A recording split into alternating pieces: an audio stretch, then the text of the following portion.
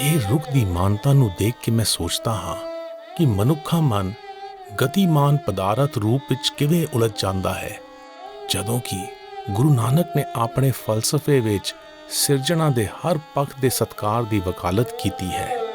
ਨਿਤ ਨਿਤ ਜਿਅੜੇ ਸਮਾਲੀਆਂ ਦੇਖੇਗਾ ਦੇਵਨ ਹਾਰ, ਤੇਰੇ ਦਾਨੇ ਕੀਮਤ ਨਾ ਪਵੇ ਤਿਸ ਤਾਤੇ ਕਵਣ ਸੁਮਾਰ।